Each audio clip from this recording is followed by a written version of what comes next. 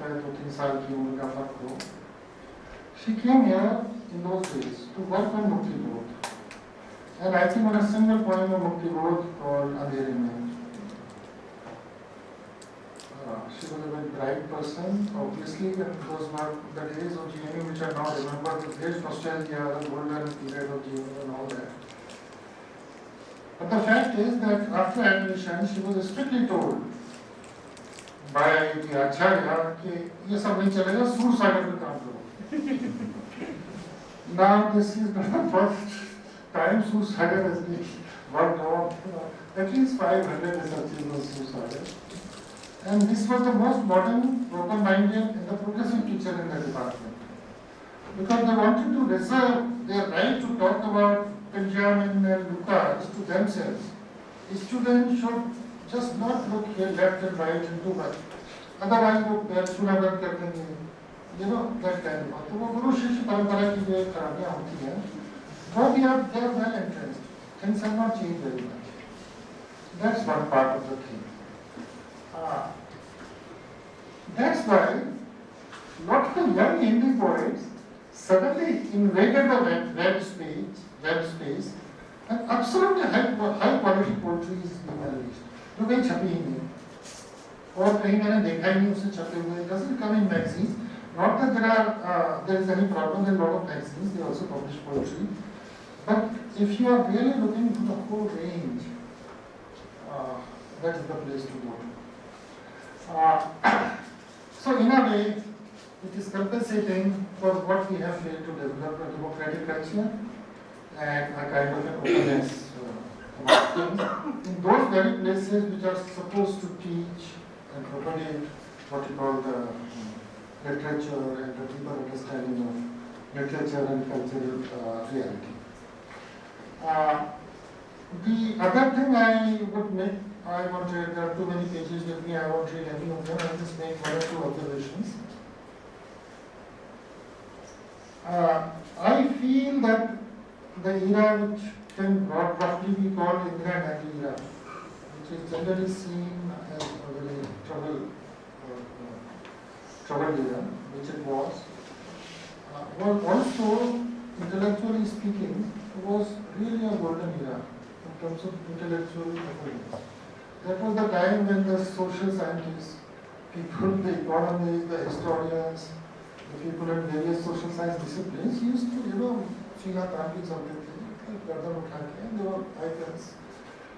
There was some kind of a self-confidence. Of course, there are roots are older. I mean, the whole development after independence, like through narrow period, but this was the period when this kind of a thing came together and came of age, and very high quality work was produced. From then to now, there have been, I think, very serious changes. One is that there is a sense of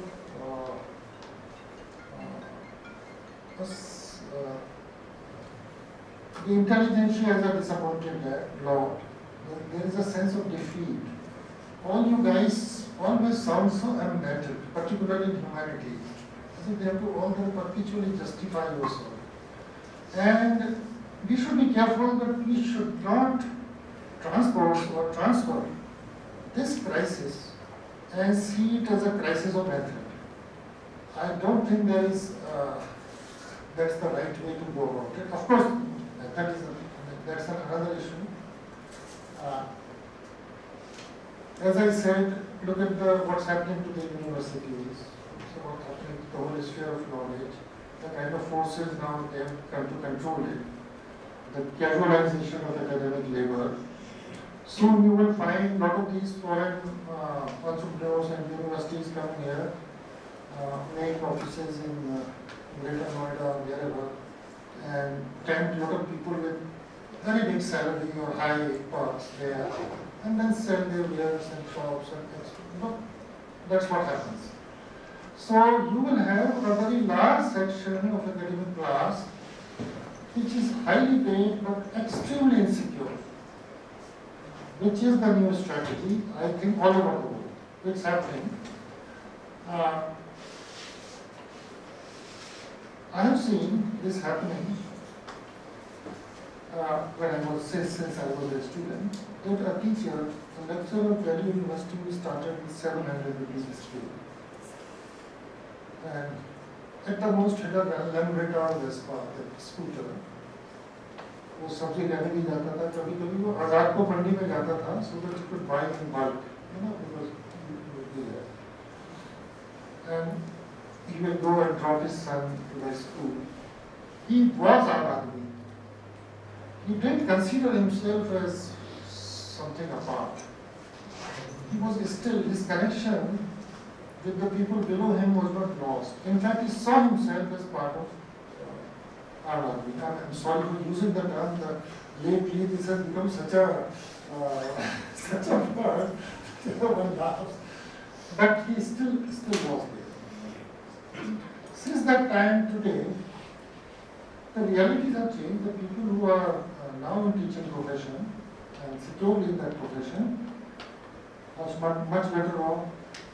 But I don't find anybody talking about 5th and 6th pay commission and the coming 7th. So it is all the time in the back of their mind, and they know how much change it has made in their lives. It is this kind of escapism that actually is disturbing. And it's a collective, what you call escapism or amnesia in which we live. And then we talk about all sorts of other things. So I think unless the crisis of method is linked with the crisis of our own life and the way we conduct our lives is important. That connection should never be lost.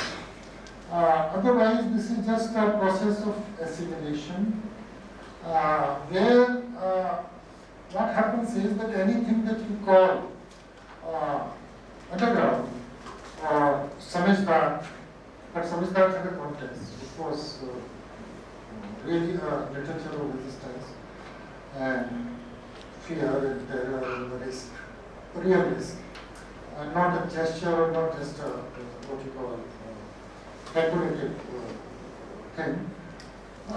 So if we call ourselves humanities underground, there have to be something underground about it. And there have to be humanities with a bit of its own glory, where it was together with disciplines like history and science. For example, when we, and it had a claim of, to the category of totality of life. And it then do it like that, rather than, just try to somehow distinguish itself by going towards more and more minute and more, marginal things.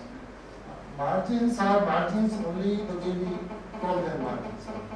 For example, east is east and west is west because we call that direction east and west. It could be other way around. You must have seen that map, that globe, in which people, the upside down map of world, where actually Sri Lanka is above us. And there is no logic why it should have been the way it is.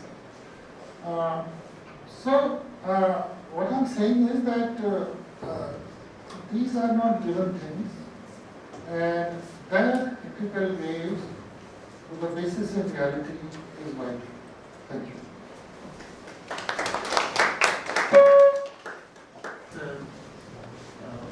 This discussion that extend further and carry forward so many simple yet very difficult concepts. It will take time to again go back, at least for me, to look back at such diverse ways to look at the question of new. Hopefully we'll upload this stuff, and go back again.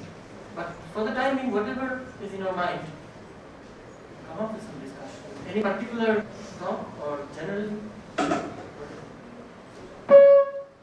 a way, I started the discussion going into the crypt and embracing the secret. I'm wondering, if we haven't quite passed that moment where it's possible to embrace the secret, to go clandestine, or to even look at the minimal as something which is political, as Asad was saying, that because as Chakravarty talks about in his book Soul at Work, it's not any longer just the bodies which are producing labor. So the cognitariate or the intellectual labor or the affective labor, we are like losing our minds to the capital that you talk about.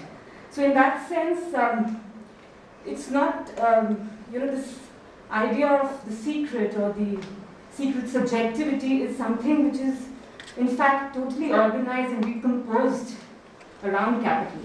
So how then does it, I mean there is no difference between, there's a simultaneity of free time and work time. And so to kind of mobilize some secretive, cryptic minimalia is, I feel it's very suspect in our times.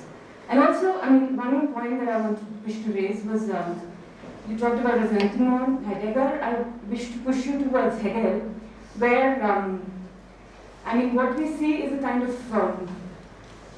this whole notion of a dialectic, where on the one hand, the minimal is pushed towards self-destruction, it's a suicidal move. Either that or it's mobilized towards sustenance, which is again moving into a kind of compromise and, it's producing itself for capital. So I thought if you would like to answer that.